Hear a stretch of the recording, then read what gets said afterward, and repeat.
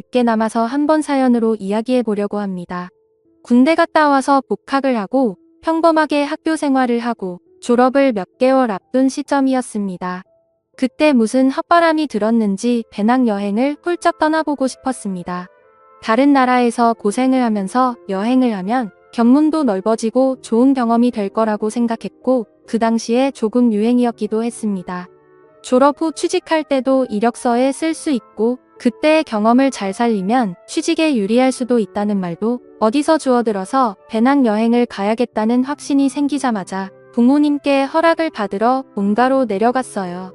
그 당시 자취를 하고 있었는데 부모님께 배낭여행 이야기를 했더니 대견해 하시면서 제 뜻이 그러면 다녀와 보라고 하시더라고요. 그래서 당연히 여행 경비를 달라고 손을 내밀었는데 제 학비랑 생활비 되는 것만으로도 빠듯하다고 정 다녀오고 싶으면 제가 직접 벌어서 다녀오라고 선을 그으시더라고요. 포기할까도 했는데 그때 당시에는 배낭여행을 꼭 다녀와야겠다는 생각이 들더라고요. 남자가 마음먹은 거 한번 이뤄보자는 심정으로 곧바로 휴학계를 내고 아르바이트를 시작했습니다. 이것저것 아르바이트를 찾다가 조금 힘들더라도 돈을 많이 주는 일을 찾기 시작했습니다. 서울 외곽에 있는 대형 고깃집이었는데 거기서 불판 닦는 일을 시작했습니다. 열기에 약품 냄새에 고무장화 안에는 땀이 꽉 찬 상태에다가 일은 정말 고되고 힘들었지만 나름 차비도 넉넉하게 챙겨주고 알바비까지 쏠쏠했기 때문에 이렇게 몇 달만 하면 여행 경비는 충분히 모을 것 같다는 생각이 들었습니다. 규모가 꽤 큰 식당이라 그런지 일하는 사람도 많았습니다. 제 또래 사람은 한 명도 없어서 주방이나 홀에서 서빙하는 이모님들이 저를 대견하다며 잘 챙겨주셨어요. 젊은 학생이 하기엔 힘든 일인데 요즘 보기 드문 청년이라면서요.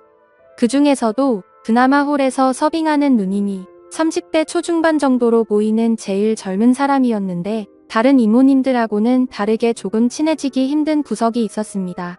약간 날카롭고 신경질적인 외모의 누님이었는데 같이 일하는 분들이 나이 차이가 너무 많이 나서 그런가 그 중에서는 단연코 제일 예뻐 보였습니다. 허리를 꽉 조아 묶은 앞치마 때문인가? 이 제 눈에는 엄청 매력적으로 보였습니다. 이게 어른의 성숙한 매력인 거구나 하는 생각까지 들게 할 정도였으니까요. 아무튼 그 누님과는 뭘 어떻게 해보려고 싶은 생각은 없었는데 매서운 인상이긴 하지만 얼굴도 예쁘고 키도 크고 쭉쭉 뻗어서 그런가 자꾸 눈길이 가더라고요. 하지만 홀에서 일하는 관계로 매일 불판을 닦는 저와는 좀처럼 마주칠 일이 없었습니다. 일하면서 친해질 기회가 꼭 있으리라 생각했습니다. 무엇보다 유일한 제 또래이기도 하고 여행을 가기 전에 일터에서 만난 누님과 좋은 추억도 쌓으면 좋겠다는 생각도 했습니다.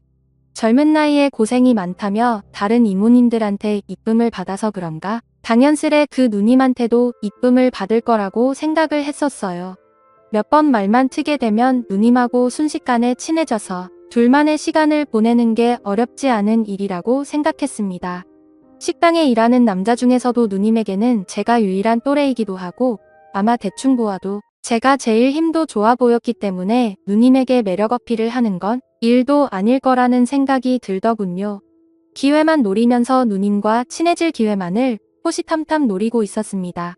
거의 매일매일을 일터에서 보는데 언젠가는 기회가 올 거라는 생각이 들었습니다. 그나마 일하는 사람들이 대화를 주고받을 수 있는 때가 있는데 그건 점심에서 저녁으로 넘어가는 시간에 다 같이 모여서 먹는 식사 시간이었습니다. 여행까지 얼마 남지 않은 시간 동안 빨리 작업을 걸어야겠다는 생각이 들어 그날 점심에는 작정하고 그 누님의 맞은편 자리에 앉아서 밥을 먹었습니다.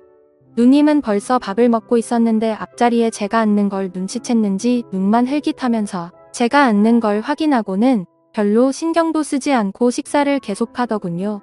생각보다 차가운 누님의 반응에 의기소침해졌지만 이대로 포기할 제가 아니었습니다. 제 소개를 하면서 살갑게 인사를 건넸는데 돌아온 반응은 더욱더 차가웠습니다. 그녀는 저에게 말 걸지 말고 조용히 밥이나 먹으라며 대화 자체를 거부하더군요. 괜히 뻘쭘해져서 아무 말도 덧붙이지 못하고 그 자리에서 식사만 했습니다. 그런데 오히려 그 누님이 저를 무시하는 듯하는 차가운 반응에 저도 모르게 마음 한구석이 뜨거워지더군요. 저를 살짝 무시하며 짓누르는 듯한 태도가 오히려 그 누님을 정복해보고 싶은 욕심이 차올랐어요. 밥을 먹으면서 저런 태도의 누님을 굴복시켜 넘어뜨릴 생각을 하니까 짜릿해졌어요. 그 뒤로도 매번 틈 만날 때면 누님의 근처를 어슬렁대면서 말을 한번 붙여보려고 노력해봤지만 누님은 언제나 철벽을 치면서 저를 상대도 해주지 않았습니다. 오히려 저를 무시하고 헛소리 말고 일이나 똑바로 하라는 등 저에게 독한 말을 하면서 계속 저를 찍어 눌렀어요. 누님이 그렇게 저를 대할 때마다 끓어오르는 그 이상한 느낌을 참아내기에 점점 힘들어졌습니다. 그 차갑고 성숙한 미모가 오히려 그런 독한 성격과 더 잘 어울린다는 생각이 들었습니다. 이제는 누님과 친해져서 어떻게 기회를 노리는 게 아니라 그 누님이 저 없이는 견딜 수가 없도록 정복해버리고 싶었습니다. 비록 불판이나 닦는 허드렛 일을 하지만 기회만 있다면 할 수 있겠다는 자신이 있었습니다. 하루는 누님의 의외의 모습을 발견했습니다. 잠깐 저녁으로 넘어가는 늦은 점심시간. 평소보다 조금 바쁜 하루를 보냈습니다. 점심때는 손님이 많이 없는 편인데 그날따라 점심 손님이 많아서 점심부터 불판을 닦느라고 지치더군요. 한 바퀴 돌고 나니 더 이상 몰려들어오던 불판도 줄어들어서 땀에 찌든 몸을 좀 식히려고 밖으로 나와 숨을 돌리고 있었습니다. 땀 좀 식힐 겸 해서 주변을 산책하고 있었는데 저쪽 구석에서 누님이 쪼그려 앉아서 뭔가를 하고 있는 걸 발견했습니다. 다른 사람이면 그냥 지나쳤겠지만 쪼그려 앉아있는 뒷모습마저 엄청 매력적인지라 그냥 지나갈 수 없었습니다. 한발음에 누님에게 달려가 뭐 하시냐고 물어보러 가는데 그 차갑고 냉정하기만 한 여자가 맞는지 의심이 들 정도로 밝은 표정을 짓고 있는 누님을 발견했습니다. 누님이 쪼그려서 보고 있던 건 근처에 살고 있는 새끼 고양이였습니다. 마감 시간마다 와서 손님들이 먹고 버린 고기를 얻어먹는 녀석인데 꽤나 귀여워서 일하는 사람들의 이쁨을 받고 있는 녀석이었어요. 세상 상냥하고 귀여운 말투로 고양이와 시간을 즐기는 누님의 모습이 정말 의외처럼 보였습니다. 제가 가까이 다가가니 누님이 흠칫 놀라며 다시 차가운 표정으로 돌아왔지만 고양이를 보듬어주는 손은 멈추지 않았습니다. 이 고양이로 말을 걸면 누님하고 친해질 기회가 생길 것 같아 저도 고양이랑 친한 척을 하면서 같이 장난을 쳤습니다. 고양이가 평소보다 더 애교를 부리면서 앵기는데 누님이 저에게 먼저 말을 걸어왔습니다. 예, 제 다리를 다친 것 같은데 라고 하더라고요. 누님의 말을 들으니 고양이가 다리를 절뚝거리는 게 정말 다친 것처럼 보였어요.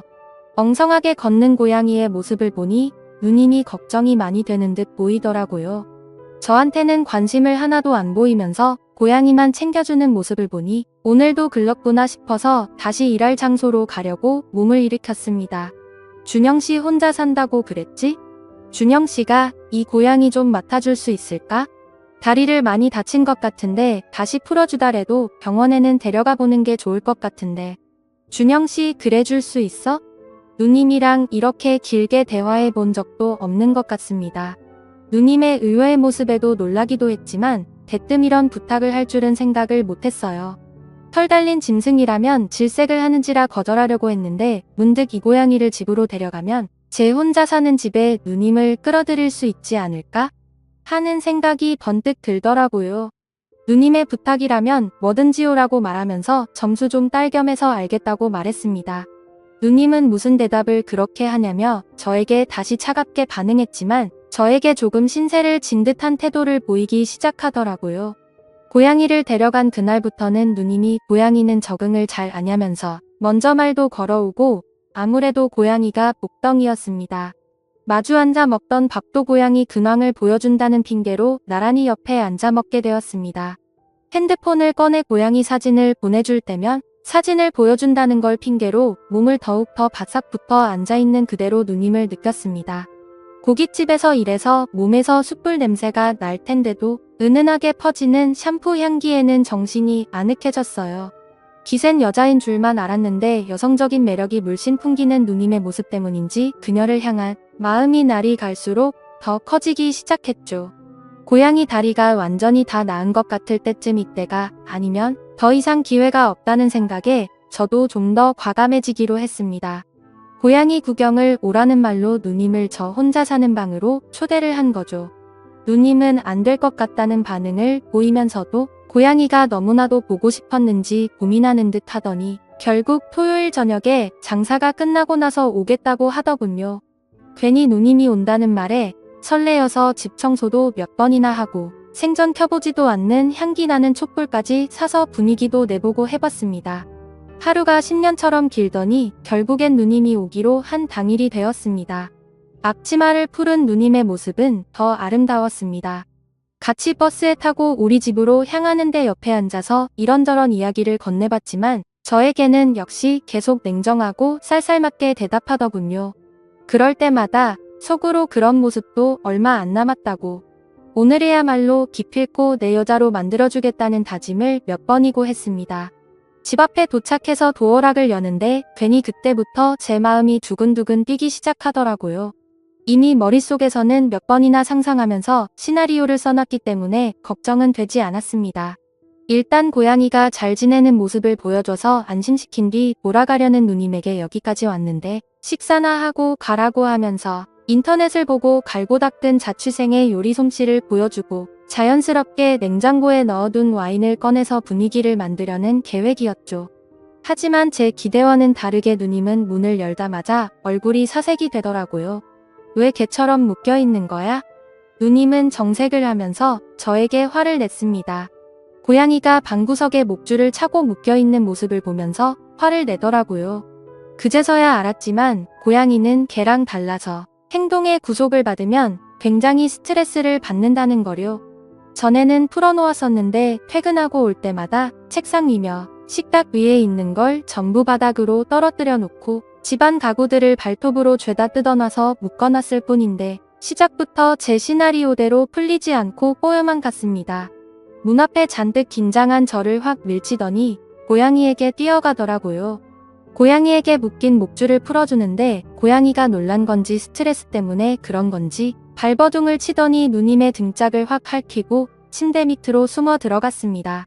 고양이는 나올 생각을 안 하고 누님은 입고 있던 얇은 옷 덕분에 보호가 안 됐는지 고양이에게 핥힌 곳에 피방울이 송골송골 번지기 시작하더라고요.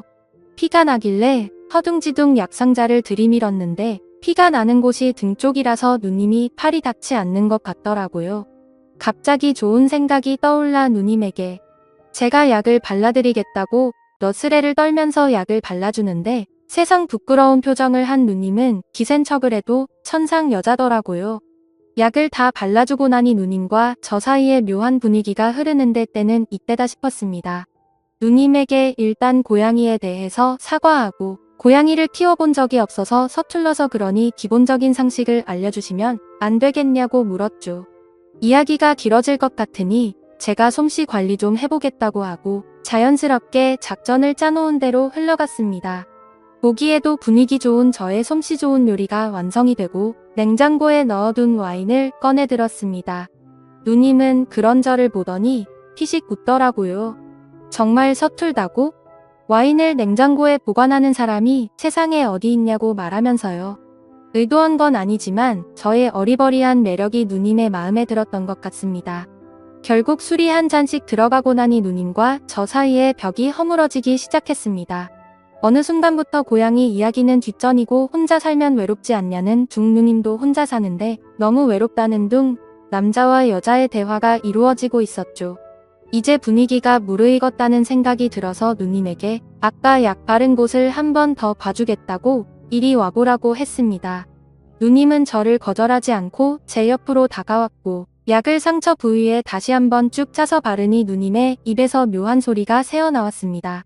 그렇게 기세를 몰아 누님을 등 뒤에서 껴안았고 사실 누님을 좋아한다고 고백을 했습니다. 누님은 저에게 안긴 채로 아무 말도 하지 않고 있다가 이내 고개를 돌려 제 고백을 수락한다는 듯 있더라고요. 그렇게 누님과는 결국 연애를 시작하게 되었고 고양이 핑계로 매일같이 만나 둘만의 시간을 가졌습니다. 배낭여행을 다녀와서도 거의 매일같이 만났죠. 하지만 그 만남도 잠시였어요. 제가 배낭여행을 다녀오는 동안 누님은 결혼할 남자를 만나게 된 것이었죠. 몇 년이나 지난 이야기지만 아직도 그 고양이는 제가 키우고 있습니다. 가끔씩 고양이를 보면 그 누님 생각이 날 때가 있습니다. 긴 이야기 끝까지 들어주셔서 감사합니다. 오늘의 사연은 여기까지네요. 긴 사연 끝까지 들어주셔서 감사합니다. 구독과 좋아요 부탁드려요.